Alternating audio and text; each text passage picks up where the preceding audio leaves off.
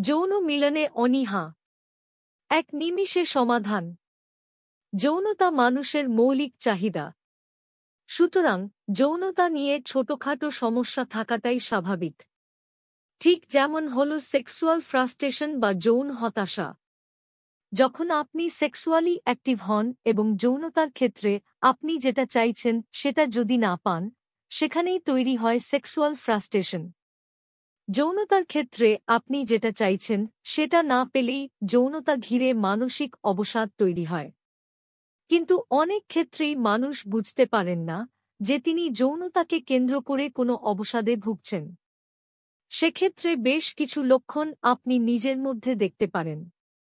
যৌন ক্রিয়াকলাপ কমে যাওয়া। হতাশায় ঘিরে ধরলেই যে ঘন ঘন মেজাজ পরিবর্তন হবে, এটা সব সময় হয় না। হতে পারে আপনি যৌনতার প্রতি আগ্রহ হারাচ্ছেন। এটা সেক্সুয়াল ফ্রাস্ট্রেশনের লক্ষণ হতে পারে। আপনাকে আপনার সঙ্গী যৌনতার প্রস্তাব দিলে আপনি সেটা বারবার ফিরিয়ে দেন। এটা হতে পারে সেক্সুয়াল ফ্রাস্ট্রেশনের লক্ষণ। এক্ষেত্রে সঙ্গীর সঙ্গে খোলাখুলি আলোচনা করুন। আপনি আপনার সঙ্গীর থেকে কি প্রত্যাশা করেন সেটা সম্পর্কে আলোচনা করুন। মানসিক চাপে থাকেন। মানসিক চাপ বেশি থাকলে শরীরে কর্টিসলের মতো হরমোনের মাত্রা বেড়ে যায়। এতে আনন্দ উত্তেজনা কমে যায়। যৌন ক্রিয়াকলাপের মাধ্যমে হ্যাপি হরমোনের মাত্রা বৃদ্ধি পায়। কিন্তু মানসিক চাপে থাকাকালীন আপনি যদি যৌনতা উপভোগ না করেন, তাহলে এটা সেক্সুয়াল ফ্রাস্ট্রেশনের লক্ষণ হতে পারে। যৌন মিলনে লিপ্ত হওয়ার সময় আপনি যদি বারবার ক্লান্ত বোধ করেন, তাহলে এতে যৌন হতাশার লক্ষণ। অস্বাভাবিক যৌন আচরণ। অনেক ক্ষেত্রে মানুষ তার যৌন আকাঙ্ক্ষাগুলোকে পূরণ করতে পারেন না।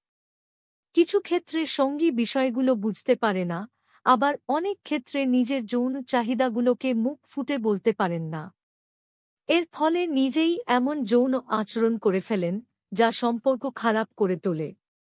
এটা কিন্তু সেক্সুয়াল ফ্রাস্ট্রেশনের লক্ষণ। অতিরিক্ত পরিমাণে পর্নো দেখা। আপনি যদি খুব বেশি পরিমাণে পর্ন দেখেন, তাহলে সতর্ক হওয়ার সময় এসে গিয়েছে। খুব বেশি পর্ন দেখা এবং হস্তমৈথুনের অর্থ হল আপনি আপনার যৌন আকাঙ্ক্ষা পূরণের পিছনে ছুটছেন। এটাও সেক্সুয়াল ফ্রাস্ট্রেশনের লক্ষণ। এক্ষেত্রে সঙ্গীর সঙ্গে খোলাখুলি আলোচনা করুন এবং যৌনতাকে উপভোগ করুন।